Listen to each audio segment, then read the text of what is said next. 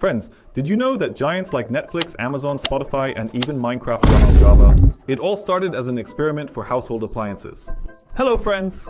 You're on the JavaRangers channel, and today I'm going to tell you the story of the Java language as well as the battle. Microsoft, the oak tree outside, and global technologies. Let's go. Let's travel back to 1991. Let's go!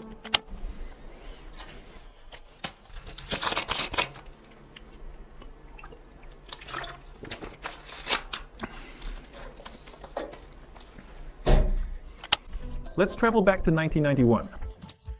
The internet was just emerging. Mobile phones looked like bricks, and household appliances promised to become smart. At that moment, Sun Microsystems set an ambitious goal to create a language for everything, from televisions to smart refrigerators. Could you even imagine a language like that? What would it even look like if it were a language for everything? Like for everything. So, 3 engineers, James Gosling, Mike Sheridan, and Patrick Norton, formed the Green Team and started working on a new language. The first name was Oak. Oak. Why Oak? Well, there's a theory that there was an oak tree outside James Gosling's window, and he jokingly said, "Let's just call it Oak." Then they realized that Oak was probably a really boring name, so they decided to change it to Java. So, in 1995, the language was renamed to Java, in honor of the team's favorite coffee blend. The coffee cup logo is a symbol of energy, simplicity, and versatility, which the new language promised. Well, about versatility, I guess that's okay, but simplicity? I don't know. 1995 year. Java becomes the hero of the internet and gets its first fateful role as the language for the web, thanks to a technology called Java Applets. Applets are small programs, applets that ran right in the browser. Before Java, the internet was static, like a sheet of paper. But applets seemed to bring those pages to life a little. So before, only hypertext was transmitted. And it would just display. Now the pages have become something like this, right? Dynamic. Games like chess, checkers, snakes, and all those other puzzles were written in Java. But, as you can imagine, things weren't always smooth. Applets started to run into problems. One of the main reasons is security. But more on that later.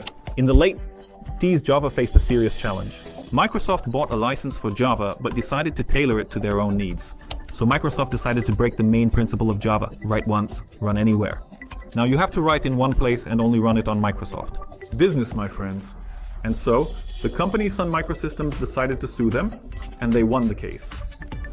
The court ruled that Microsoft's actions were illegal. This was an important event that solidified Java's status as a universal language. After that moment, Java truly became write once, run anywhere. But the main breakthrough for Java was still ahead. After winning the lawsuit, Java found its main niche: corporate systems. In 1998, the Java 2EE version for server applications was released, and that's when large corporations started using it. And who are these corporate heroes? Amazon, the early versions of the platform were built on Java.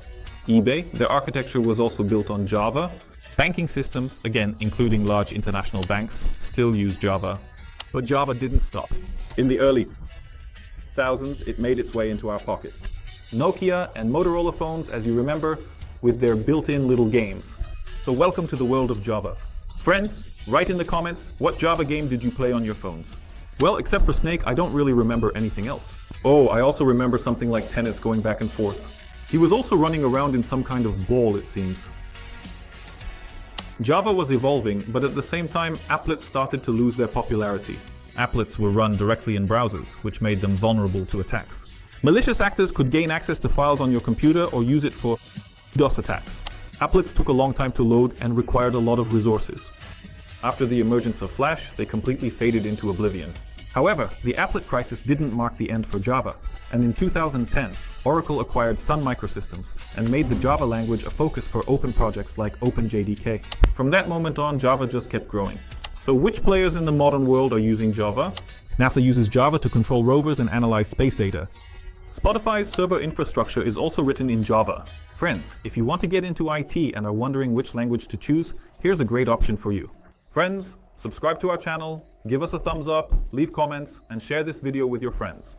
See you in the next video. Bye bye.